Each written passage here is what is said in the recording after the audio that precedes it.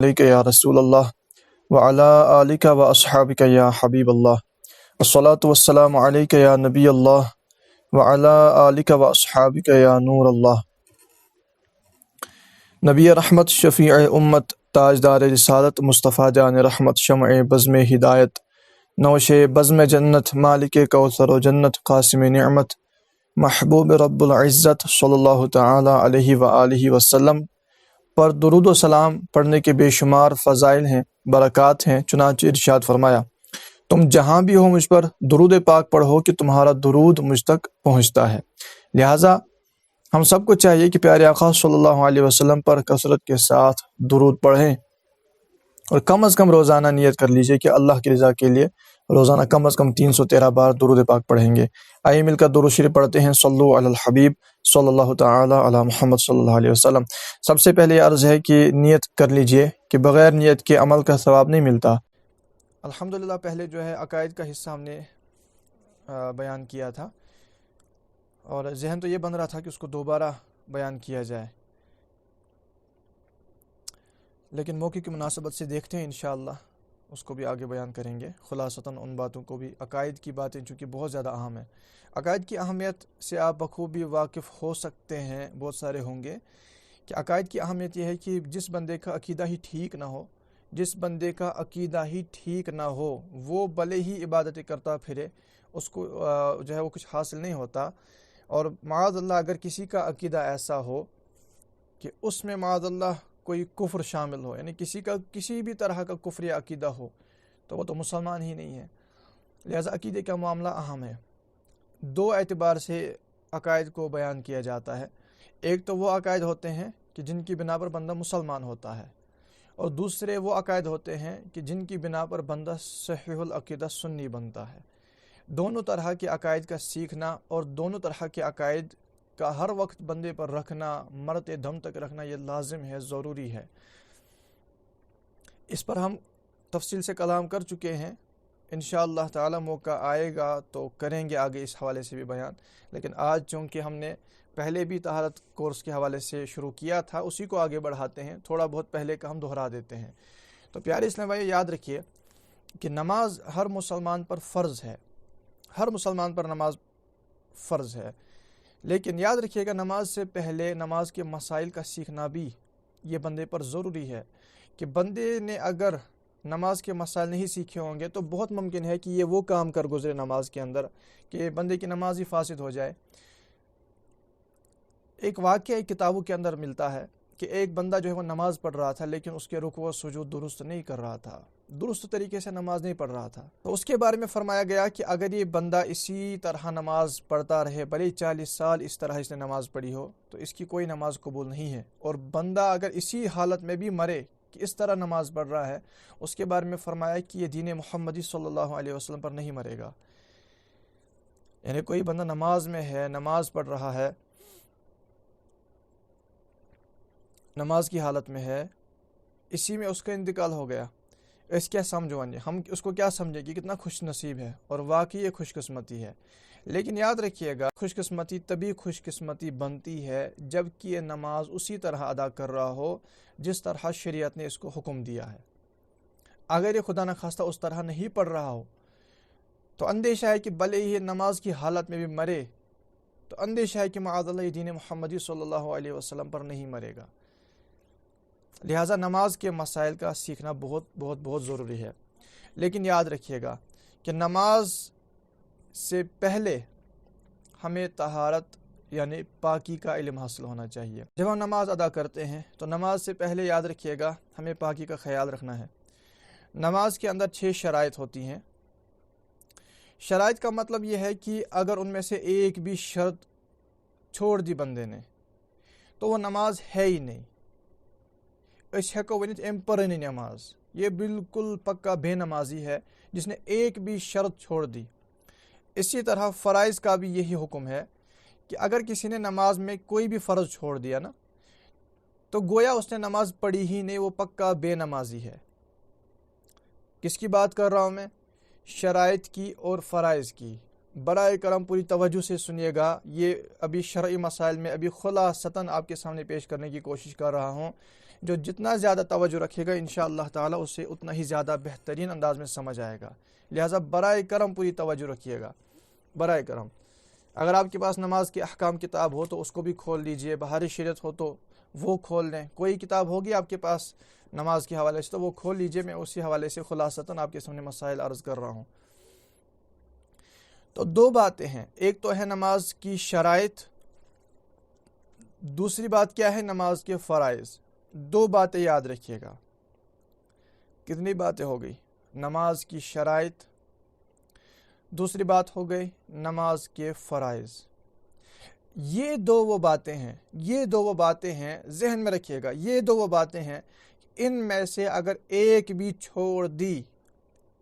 چھوڑ دی نماز ادا ہی نہیں ہوگی، گویا یہ بندہ بے نمازی ہے.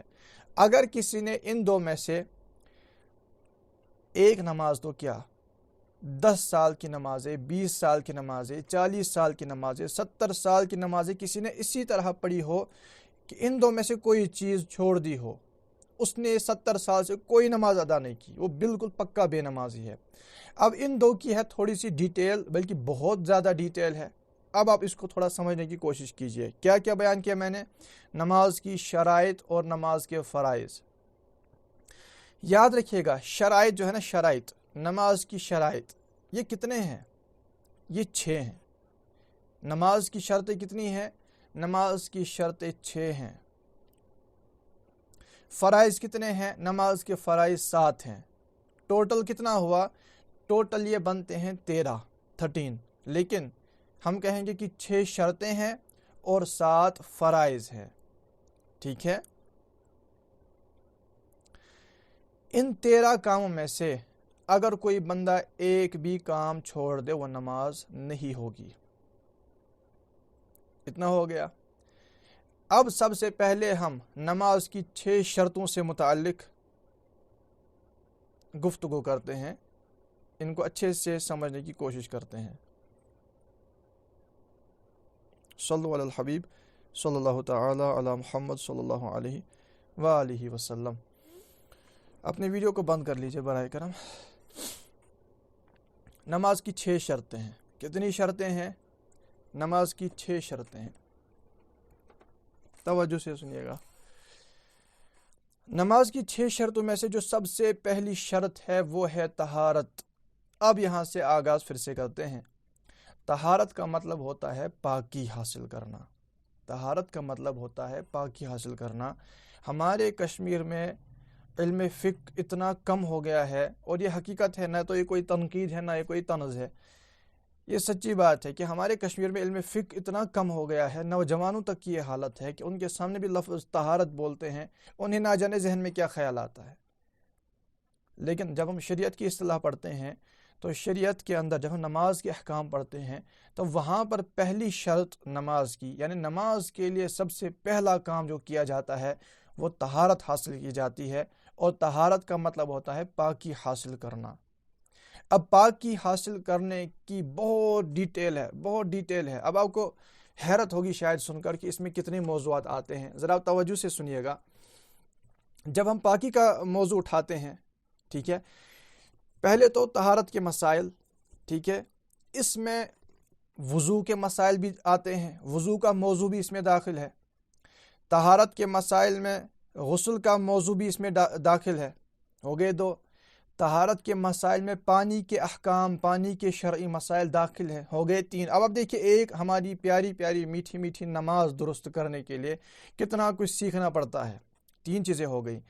طہارت کے مسائل میں وضو کے مسائل داخل ہیں، طہارت کے مسائل میں غسل کے مسائل داخل ہیں، طہارت کے مسائل میں پانی کے احکام، پانی کے مسائل داخل ہیں، طہارت کے احکام میں تیمم کے مسائل بھی داخل ہیں. جی ہاں، تیمم کی بھی صورتیں آتی ہیں. بسا اوقات تیمم کرنا انسان پر لازم ہو جاتا ہے کہ اگر وہ وضو کرتا ہے، مثال کے طور پر کوئی بندہ نیند سے اٹھا، اس پر یوں سمجھے غسل لازم تھا، اب وہ اٹھا ہی اس وقت کہ وہ ٹائم دیکھ رہا ہے کہ یار مثال کے طور پر 7 بجے جو ہے وہ فجر کا وقت ختم ہوتا ہے، اور وہ اٹھا ہے 6:55 پہ، 6:55 پہ اٹھا ہے. اب اسے پتہ ہے کہ میں غسل کرنے جاؤں گا، نہانے جاؤں گا تو نماز کا تو وقت ہی نکل جائے گا. اب یہ یہاں پہ کیا کرے گا؟ شریعت کیا حکم دیتی ہے؟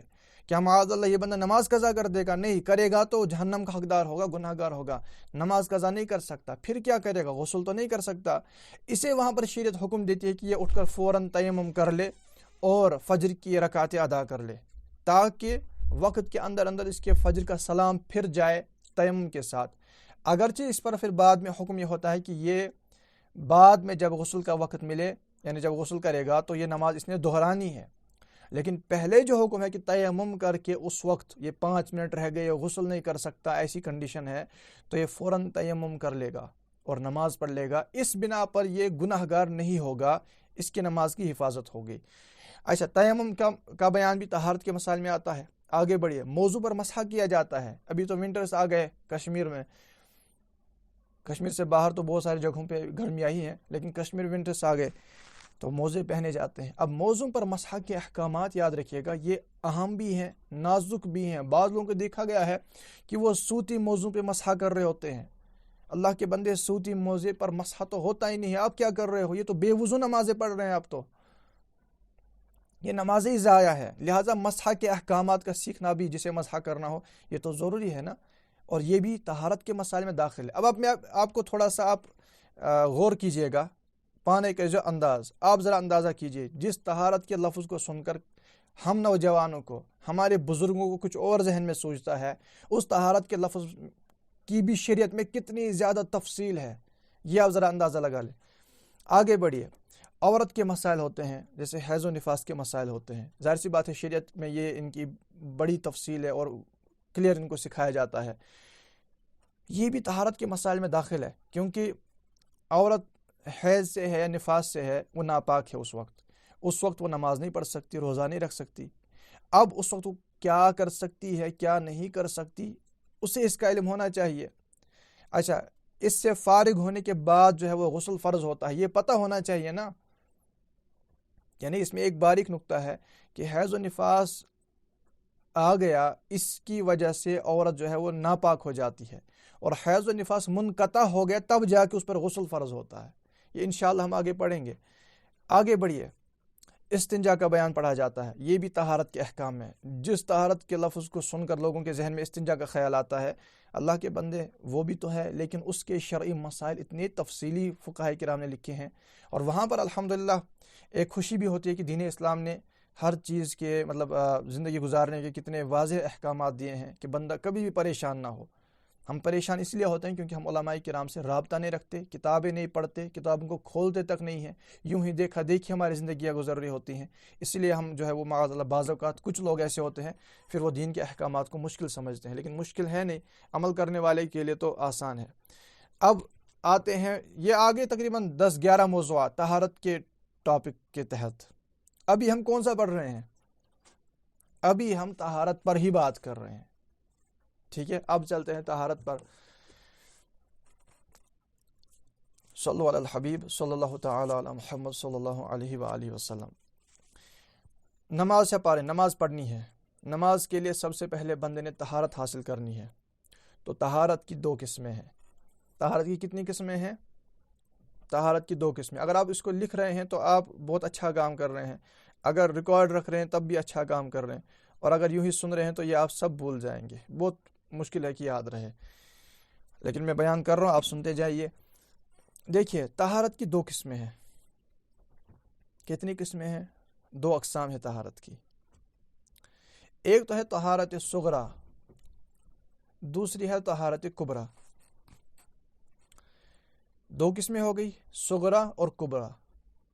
طہارت صغریٰ کس کو بولتے ہیں؟ طہارت صغریٰ بولتے ہیں وضو کو، اور طہارت کبریٰ بولتے ہیں غسل کرنے کو. ہو گیا یہ. اب طہارت صغریٰ یعنی وضو کے حوالے سے آئیے ہم آج سے ابتدا کرتے ہیں. ابھی تک جو میں کہہ رہا تھا وہ ساری تمہید تھی، وہ ابھی آپ کو سمجھایا جا رہا تھا کہ یہ ہوتا ہے، یہ ہوتا ہے. اب ہم پہنچے ہیں طہارت صغریٰ پر، آگے طہارت کبریٰ بھی پڑھنی ہے، ٹھیک ہے. ابھی تو بہت سارے مراحل ہیں جو بھی سیکھنا ہے. یہاں پر میں کبھی کبھار جو ہے عقائد و فقہ کلاسز میں چند ایسی باتیں عرض کر دیتا ہوں جو وقت کی حاجت بھی ہوتی ہے، یعنی یہ بھی وقت کی حاجت ہے، لیکن بعض اوقات ہوتے ہیں نا وہ فتنے باز ہوتے ہیں، علماء کرام کو حقیر جانتے ہیں، معاذ اللہ جو سنی صحیح القدم والے صاحبان ہوتے ہیں ان کو حقیر جانتے ہیں. تو ان کے لیے بھی یہاں پہ چند درس ہیں یہاں پہ. اب ہم پہنچے ہیں طہارت صغریٰ پر، اور اس کے تفصیلی مسائل جاننے کے بعد آپ کو پتہ چلے گا کہ ایک عالم بننا، ایک مفتی بننا کوئی ایسی ویسی بات نہیں ہوتی. ان بندوں کی زندگیاں چلی جاتی ہیں سیکھتے سیکھتے اس نیت سے کہ امت کو سکھائیں، لیکن پھر حالات یہ ہو گئے ہیں کہ معاذ اللہ پھر انہی علماء کرام کے بارے میں کہا جاتا ہے یہ لوگ کیا جانتے ہیں، ان کو تھوڑی کچھ پتہ ہے. اللہ کے بندے ان کو اتنا کچھ پتہ ہے، اگر 2 منٹ آپ کے سامنے بیٹھیں گے نا، آپ کو شاید آپ کے غسل کے مسائل شاید آپ کے سامنے ثابت کر دیں کہ آپ کے تو اپنے غسل کے مسائل بھی ہیں، آپ کے تو وضو کے مسائل کھڑے ہیں، یار آپ کو تو وضو کرنا نہیں آتا. اگر آپ کسی عالم دین یا مفتی کے پاس بیٹھیں گے نا تو وہاں پر انسان کو بہت کچھ سیکھنے کو ملتا ہے. اور وہ لوگ جو علماء پر اعتراضات کرتے ہیں وہ تو شاید شرمندہ ہو کر وہاں سے نکلیں. لہٰذا یہ تو ایک نصیحت کی بات تھی. آگے بڑھتے ہیں. پیارے اسلام بھائیو، وضو کرنا یہ ایک عظیم عبادت ہے اور ہر وقت باوضو رہنے کی بھی کوشش کرنی چاہیے. نبی پاک صلی اللہ تعالی علیہ وسلم حدیث پاک کے اندر ہے کہ سرکار دو عالم صلی اللہ علیہ وسلم نے حضرت انس بن مالک رضی اللہ عنہ سے فرمایا کہ اگر تم ہمیشہ باوضو رہنے کی استطاعت رکھو تو ایسا ہی کرو، کیونکہ ملک الموت حضرت عزرائیل علیہ السلام جس بندے کی روح حالت وضو میں قبض کرتا ہے اس کے لیے شہادت لکھ دی جاتی ہے. لہٰذا باوضو مرنے والا شہید ہوتا ہے، یہ ذہن میں رکھیے گا. باوضو مرنے والا یہ شہید ہوتا ہے.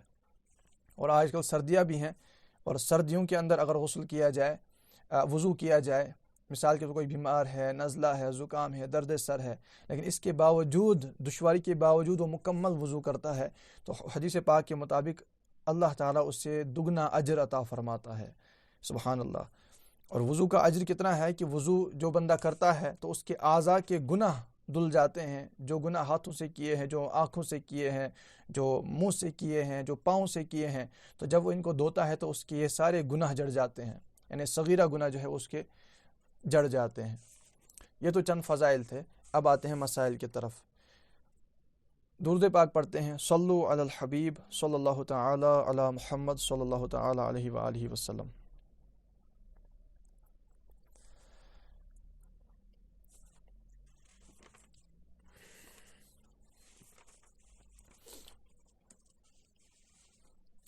پیارے اسلام بھائی، یاد رکھیے آپ میں سے بہت سارے یا سب کے سب ایسے ہوں گے جنہیں وضو کے فرائض پتہ ہوں گے، لیکن یہ سمجھ کر کہ مجھے پتہ ہے آپ ادھر ادھر دیکھیں گے یا کلاس سے کپ کریں گے اور سوچیں گے کہ یار مجھے تو یہ سارا پتہ ہے. میں نے اللہ کے فضل سے پہلے ہی آپ کو سمجھا دیا ہے کہ طہارت کے موضوع میں صرف وضو نہیں آتا، اس میں تقریباً 11 موضوعات شامل ہیں. یہ میں نے آپ کو پہلے ہی سمجھا دیا ہے. لہٰذا آپ چوکن نہ ہو جائے، کہیں شیطان آپ کو وسوسہ نہ ڈالے یار اب کیا، مجھے وضو کے فرائض تو میں 1000 بار پڑھ چکا ہوں. میں اصل میں کیا ہوتا ہے نا کہ جو 1000 بار پڑھ چکے ہوتے ہیں نا، پھر ان کو جب مسائل بتاتے ہیں نا تو وہ 1000 بار نے اس نے ایک بار بھی نہیں سنے ہوتے جب اس کی تفصیل میں جاتے ہیں. لہٰذا آپ اس میں برائے کرم پورا توجہ کے ساتھ شامل رہیے گا. شیطان کے بہکاوے میں آ کر اسے کامیاب نہیں ہونے دینا. وہ آپ کو کہے گا کر دو سکپ، کیا فائدہ ہے. ابھی آپ کو میں کہوں تقریباً خالی 10-15 منٹ ہی ہماری کلاس کو ہوئے ہیں. ایسا نہیں کیجیے گا کہ بس بور ہو گئے، پتہ ہے یار وضو کے فرائض ہے پہلے بھی پڑھیں، ایسا نہیں کیجیے گا. انشاءاللہ تعالیٰ آپ کو بہت فائدہ ہوگا. آگے آپ اس میں انشاءاللہ تعالیٰ یہ سب دیکھیں گے. وضو میں کتنے فرائض ہیں؟ فرائض 4 ہیں. ابھی آپ کو میں نے عرض کیا تھا کہ نماز میں 7 فرائض ہیں، یعنی 6 شرطیں ہیں، 7 فرائض ہیں. جہاں پر بھی یاد رکھیے گا فرض کا حکم ہوگا یا شرط لکھا ہوگا نا، اس کا حکم آپ کو خود بخود ذہن میں یہ آنا چاہیے کہ اس کو چھوڑنے کی وجہ سے، بلکہ ان میں سے ایک کام بھی اگر چھوڑ دیا گویا وہ کام کیا ہی نہیں، یہ آپ کے ذہن میں ہونا چاہیے. جیسے مثال کے طور پر زکوٰۃ ادا کرتے ہیں تو زکوٰۃ ادا کرنے کے لیے نیت یہ شرط ہے. روزہ رکھتے ہیں نا تو روزہ رکھنے کے لیے نیت کیا ہے؟ یہ شرط ہے. اگر کسی نے کوئی بھوکا پیاسا رہا، روزے کی نیت ہی نہیں کی، وہ بندہ واقعی بھوکا پیاسا رہا لیکن روزہ ادا نہیں ہوا کیونکہ شرط نہیں پائی گئی. شرط کیا تھی؟ نیت کرنا. اسی طرح زکوٰۃ دے دی، 10 لاکھ روپے دے دیے زکوٰۃ کے اندر، اور نیت ہی نہیں تھی زکوٰۃ کی، یوں سمجھے کسی کی سرے سے نیت ہی نہیں تھی، ایسے ہی 10 لاکھ روپے دے دیے، تو وہ 10 لاکھ روپے تو واقعی چلے گئے، لیکن اس بندے کی زکوٰۃ ادا نہیں ہوئی کیونکہ بندے کی نیت ہی نہیں تھی، بالکل اگر نیت ہی نہ ہو۔ کیوں؟ کیونکہ نیت کرنا کیا ہے زکوٰۃ کے اندر؟ یہ شرط ہے، شرط نہیں پائی گئی گویا عمل ہی نہیں پایا گیا۔ یہی معاملہ فرائض کا ہے۔ اب مثال کے طور پر نماز میں، یہ سمجھیے گا برائے کرم، یہ فقہ کا موضوع میں عرض کر رہا ہوں، دماغ حاضر رکھیے گا، یہ سارا دماغ پر اس پر اثر ہوتا ہے، اسی کا معاملہ ہے۔ اب جیسے معاملہ نماز کا ہے، نماز کے اندر 2 سجدے کرنا یہ فرض ہے، نماز کے اندر 2 سجدے کرنا یہ فرض ہے۔ اگر کوئی بندہ ایک ہی سجدہ کرے اور نماز مکمل کر لے، اس کی نماز ہی سرے سے ادا نہیں ہوگی ہی نہیں اس کی نماز، اگر وہ ایسے ہی چلا گیا تو۔ اب کیوں اس کی نماز ادا نہیں ہوگی؟ کیونکہ اس بندے نے ایک سجدہ نہیں کیا۔ وہ سجدہ کیا تھا؟ فرض تھا۔ کیا چھوٹا؟ فرض چھوٹا۔ فرض چھوٹنے کی بنا پر اس کی نماز نہیں ہوگی۔ اسی طرح نماز کے اندر قراءت کرنا یہ فرض ہے، رکوع کرنا یہ فرض ہے۔ کسی بندے نے قراءت ہی نہیں کی یا رکوع ہی نہیں کیا، تم کو رکوع ہوئی تو نماز پر، یہ میں سمجھا رہا ہوں، یہ احکامات آگے آپ کو سمجھ آئیں گے، یہ کیا بتایا جا رہا تھا پہلی کلاس میں۔ رکوع نہیں کیا نا، نماز مکمل کر لی، اس کی نماز ہی ادا نہیں ہوئی۔ کیوں ادا نہیں ہوئی؟ کیونکہ فرض چھوٹا۔ اب یہاں پر ایک اور مسئلہ عرض کر دیتا ہوں، بات اٹھی ہے۔ بعض لوگ نماز پڑھتے ہیں نا، نماز پڑھتے ہیں تو سجدے میں دونوں پاؤں ہوا میں رکھتے ہیں، ٹھیک ہے؟ بعض مرد حضرات جب نماز پڑھتے ہیں نا، ہم نے دیکھا ہے دونوں پاؤں ہوا میں ہے۔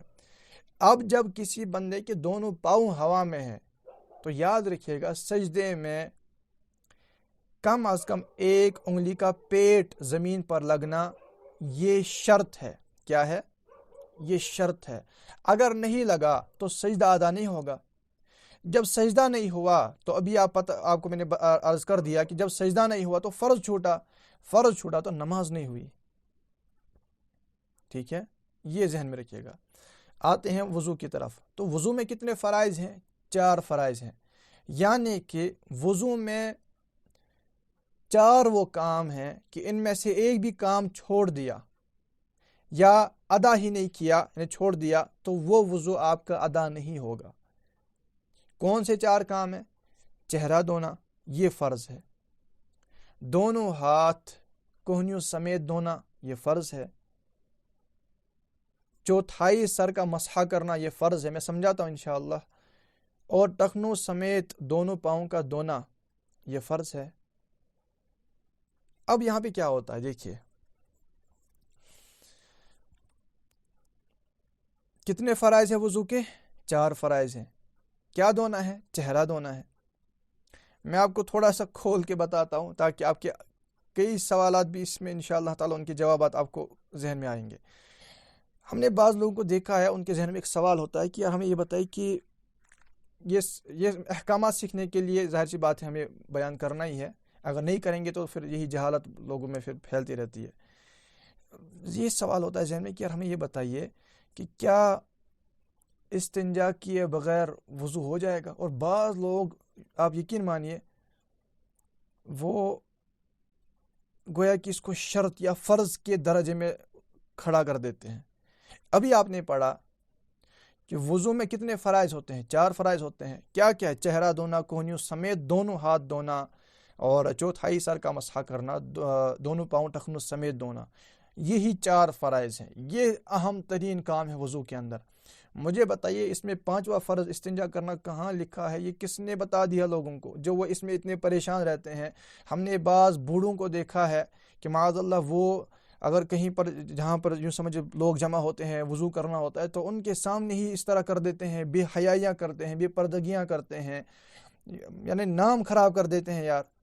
اور اگر اس وقت غیر مسلم ان کو دیکھیں گے تو وہ معاذ اللہ یہی سوچیں گے کہ یہی اسلام ہے، حالانکہ ان کی اس جہالت کا اسلام سے کوئی تعلق ہی نہیں ہے۔ بھلے ہی کسی، آپ پورا سنیے گا، بھلے ہی کسی وضو کے دوران، یعنی بھلے ہی کوئی بندہ ایسا ہو جیسے ریح خارج ہوتی ہے، ٹھیک ہے، اس پر بھی استنجا کرنا کوئی فرض نہیں ہوتا، یہ کوئی ضروری نہیں ہے استنجا کرنا۔ استنجا تب کیا جاتا ہے جب ناپاکی ہو، ناپاکی خارج ہو، اس کا تعلق کسی اور سے تھا، لیکن جہالت کی وجہ سے لوگوں نے وضو کا 5واں فرض کھڑا کر دیا، اور بغیر اس کے بعض لوگ وضو ہی نہیں کرتے ہیں، چاہے ان کو بے پردگی کرنی پڑے۔ لہٰذا 4 فرض ہیں، بس 4 ہی ہیں، اس کو ذہن میں رکھیے گا۔ کیا کیا ہیں؟ اب چہرہ دھونا ہے، پھر سے دوہرا رہا ہوں تاکہ یاد رہے، میرا دہرانے کا مقصد آپ کی یاد دہانی کہ آپ کو یاد رہے۔ کوہنیوں سمیت دونوں ہاتھ دھونا ہے، چوتھائی سر کا مسح کرنا ہے، اور ٹخنوں سمیت دونوں پاؤں دھونا ہے۔ ٹھیک ہے، صلو علی الحبیب صلی اللہ تعالی علی محمد صلی اللہ علیہ وسلم۔ اب یہاں پر دھونے کا لفظ بیان ہوا، تو آئیے اب ہم آپ کو بتاتے ہیں کہ دھونا کس کو کہتے ہیں۔ اس کی بھی تفصیل ہے، اس کی اپنی ڈیفینیشن ہے۔ دیکھیے، سبحان اللہ، اللہ تعالیٰ علماء اہل سنت اور مفتیان کرام کو سلامت رکھے۔ ان کی کتنی محنتیں ہوتی ہیں اور کتنے غلط ہیں وہ لوگ جو ان کو حقیر سمجھتے ہیں۔ خیر، آپ نے پڑھا کہ چہرہ دھونا ہے، کوہنیوں سمیت دونوں ہاتھ دھونے ہیں۔ اب یہ دھونا کیا ہوتا ہے؟ بعض لوگوں کو دیکھا گیا ہے وہ پانی لیتے ہیں ہاتھ میں، یوں چھوڑ دیتے ہیں، کوہنی تک وہ بہتا ہوا جاتا ہے نا ایک دھار کی صورت میں۔ تو ہوتا کیا ہے، بازو جو ہے نا وہ دھلتا نہیں ہے، بلکہ وہ اس کو تر کر دیتے ہیں، ہاتھ پھیر دیتے ہیں اس پانی پر۔ پانی بہتا نہیں ہے بلکہ ہاتھ پھیر دیتے ہیں، وہ صرف اپنے بازو کو تر کرتے ہیں۔ تو پیارے اسلام بھائیو، یاد رکھیے گا، تر کرنے میں اور دھونے میں فرق ہے۔ تر کرنے میں اور دھونے میں فرق ہے، ذہن میں رکھیے گا۔ مسح کرنے میں اور دھونے میں فرق ہوتا ہے۔ مسح کیا ہوتا ہے؟ مسح ہوتا ہے آپ نے بھیگا ہوا ہاتھ سر پر پھیر لیا، یہ ہو گیا مسح۔ آپ نے بال دھوئے؟ نہیں، آپ نے نہیں دھوئے، آپ نے مسح کیا ہے۔ کیوں؟ کیونکہ آپ نے بھیگا ہاتھ سر پہ پھیر دیا۔ اللہ کے بندو، جب یہ سر کا مسح ہو گیا، یہی بھیگا ہاتھ آپ اپنے ہاتھوں پر، کوہنیوں پر پھیریں گے تو یہ بازو نہیں دھویا نا، یہ آپ نے اس کو مسح کیا۔ اور جب آپ نے مسح کیا تو شریعت کا حکم پورا نہیں کیا۔ شریعت نے نہیں کہا تھا کہ بازو کا مسح کرو، شریعت کا حکم تھا کہ بازو کو دھونا ہے۔ فرق ہے نا اس میں۔ ہم کیسے اس کو مسح خالی، بعض لوگ فقط مسح کرتے ہیں، دھوتے نہیں ہیں۔ پاؤں دھوتے ہیں تو آگے کی جانب پانی بہ رہا ہوتا ہے، پیچھے جو ہے وہ ایڑی کا حصہ وہ خشک رہتا ہے، پھر اس پر پاؤں یہ جو ہاتھ پھیر دیتے ہیں، یہ مسح کر دیتے ہیں۔ آدھے حصے کو دھوتے ہیں، آدھے کو مسح کرتے ہیں۔ اللہ کے بندے، پورا پاؤں دھونا فرض تھا، آپ نے آدھے کو مسح کیا تو وضو تو نہیں ہوا نا۔ جب آپ کا وضو نہیں ہوا تو ظاہر سی بات ہے فرض رہ گیا، فرض پورا نہیں ہوا۔ جب فرض پورا نہیں ہوا، وضو پورا نہیں ہوا، تو جو آپ نماز پڑھیں گے وہ کہاں سے ہوگی؟ کیونکہ نماز کی شرط تھی طہارت۔ طہارت نے پاکی حاصل کرنا، پاکی تو آپ نے حاصل کی ہی نہیں، آپ نے آدھا پاؤں دھویا، تو پاکی کہاں سے حاصل ہوگی؟ وہ ویسے ہوگی جب جیسے شریعت نے کہا۔ اب کیا کرنا ہے؟ دھونا کس کو کہتے ہیں وہ سنیے۔ دھونا کہتے ہیں کہ جس بھی حصے کو دھونا ہے اس کے ہر حصے پر 2 قطرے بہہ جائیں۔ ایک قطرہ بھی بہا تب بھی دھونا نہیں کہلائے گا، بلکہ 2 قطرے بہہ جائیں تب دھونا کہلائے گا۔ یعنی جب اب میں آپ کو اس کو تھوڑا آسان کر کے سمجھاتا ہوں۔ آپ جب نل کھولتے ہیں نا، آپ نے نل کھول دیا، تو نل جب کھولتے ہیں وہاں سے پانی بہتا ہے، پانی بہتا ہے، ٹھیک ہے۔ اس بہتے ہوئے پانی کے اندر اگر آپ نے اپنا ہاتھ رکھ دیا تو یہ پانی بہہ رہا ہے آپ کے ہاتھ سے، ٹھیک ہے۔ گویا کہ یہ 2 قطرے نہیں، اس میں تو بہت سارے قطرے بہہ جاتے ہیں، مطلب بہت سارے قطرے آپ کے ہاتھ سے چھو کر بہہ رہے ہیں، یہ آپ کا ہاتھ دھل گیا۔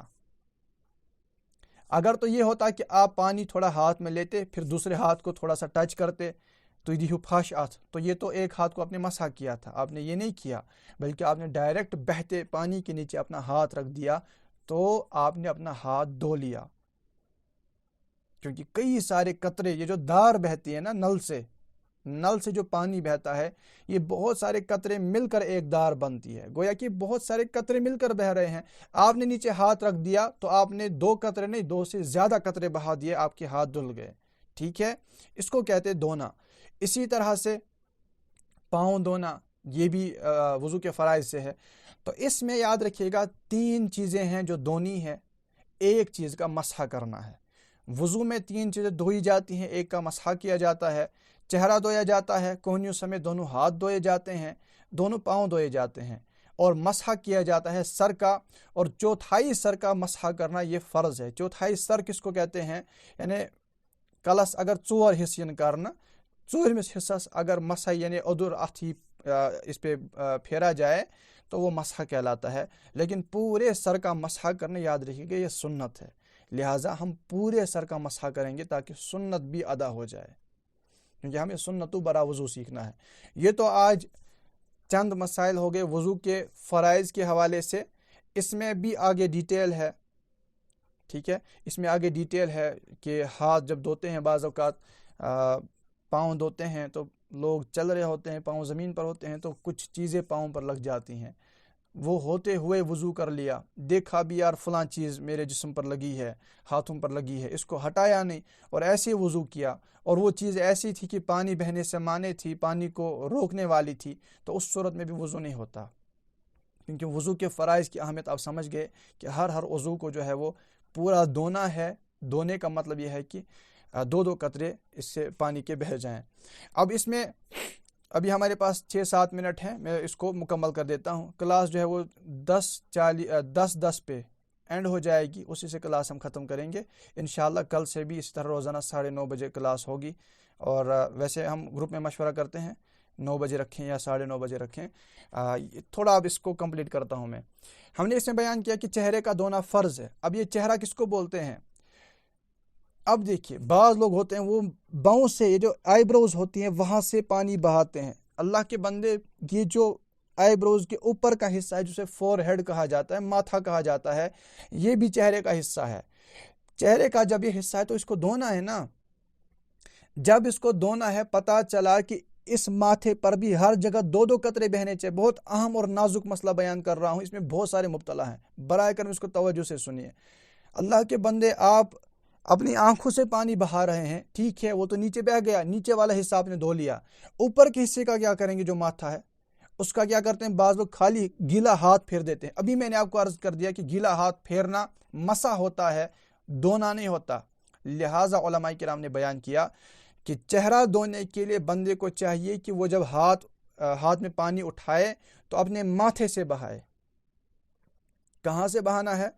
ماتھے سے بہانا ہے، تاکہ ماتھا بھی تو دھونا ہے، وہ دھل جائے۔ اور مزید تفصیل بیان کی، کسی نے ماتھے سے پانی بہایا، پانی نیچے بہا تو سارا دھل گیا، ٹھیک ہے، لیکن ماتھے کا جو یہ یوں سمجھے ایک کونے کی جانب کا سائیڈ ہے، یہ نہیں دھلا، تو الگ سے پانی اٹھا کر وہاں سے دھوئے، ٹھیک ہے۔ اشنا یاد ہم نے جو یاد رکھا ہے نا کہ 3 مرتبہ دھونا ہے، 3 مرتبہ دھونا سنت ہے، بالکل صحیح ہے، لیکن اس کی تھوڑی ڈیٹیل ہے، وہ انشاءاللہ کل بیان کرتا ہوں۔ لیکن ابھی ہمیں یاد رکھنا ہے کہ کسی نے 3 مرتبہ پانی اٹھا کر اپنے چہرے پر مارا، اپنا چہرہ دھویا، لیکن 3 مرتبہ کرنے کے بعد بھی اگر ماتھا نہیں دھلا، ماتھے کے جو جوانب ہیں، سائڈس ہیں، یہ نہیں دھلے، تو اس پر حکم ہے کہ بھلے ہی 3 مرتبہ پانی چہرے پر اس نے بہا دیا، یہ 4تھی مرتبہ پانی جمع کر کے اس سائڈ دھوئے گا، ٹھیک ہے، دوسری جانب نہیں دھلا تو 5ویں مرتبہ پانی ہاتھ میں لے کر اس سائڈ سے دھو لے، کیونکہ پورا چہرہ دھونا فرض ہے، بھلے ہی اس کے 3 چلو کیا 5-6 چلو لینے پڑے، 10 چلو لینے پڑے، لیکن چہرہ اس کو پورا کا پورا دھونا یہ فرض ہے۔ جب تک نہیں دھوئے گا تب تک اس کا فرض ادا نہیں ہوگا، جب وضو نہیں ہوگا تو پھر نماز نہیں ہوگی۔ یہی معاملہ کوہنیوں کا بھی ہوتا ہے، بعض لوگ نل کے نیچے ہاتھ رکھتے ہیں، آپ کو آ رہا ہوگا آئیڈیا، آپ سوچیں اس کا، توجہ رکھیے گا کلاس کی طرف۔ بعض لوگ نل کے نیچے ہاتھ رکھتے ہیں، پھر ہاتھ کو گھماتے ہیں اور پانی جو ہے وہ بہہ رہا ہوتا ہے، کہاں سے؟ وہ دار کی صورت میں کوہنی سے نیچے ٹپکتا ہے۔ جو کوہنی کا اوپر یا ہاتھ کا اوپر کا سائڈ ہوتا ہے، بازو کے اوپر کا سائڈ ہوتا ہے، وہ دھلتا ہی نہیں ہے، اس کو مسح کرتے ہیں۔ لہٰذا درست طریقہ یہ ہے، اور آسان طریقہ بتا دوں آج کے دور میں، یہ ہے کہ جو بہتا نل ہے نا، اسی کے نیچے آپ اپنا بازو رکھ دیجئے، ہاتھ سے شروع کیجئے، ہاتھ سے دھونا شروع کرنا، یہ مستحب ہے، انگلیوں سے آپ نے شروع کیا، اوپر سے پانی بہ رہا ہے، دھوتے دھوتے آپ جو ہے وہ کوہنی تک پہنچ گئے، ٹھیک ہے، اوپر سے پانی بہ رہا ہے، پورا آپ نے 1 مرتبہ دھو لیا نا، یہ جو بہتا پانی ہے یہ 3 مرتبہ قرار پاتا ہے، کیونکہ 2 قطروں کا بہنا یہ فرض ہے، 4 قطروں کا بہنا یہ 2 مرتبہ کی مرتبہ قرار پاتا ہے، اور 6 قطروں کا ہر جگہ پر بہہ جانا یہ 3 مرتبہ کی سنت کو ادا کرتا ہے۔ لہٰذا جو ہم نے آج تک پڑھا تھا نا کہ 3 مرتبہ چہرہ دھونا سنت ہے، بازو دھونا سنت ہے، اس کا مطلب یہ تھا کہ ہر جگہ پر 6 قطروں کا بہنا سنت ہے۔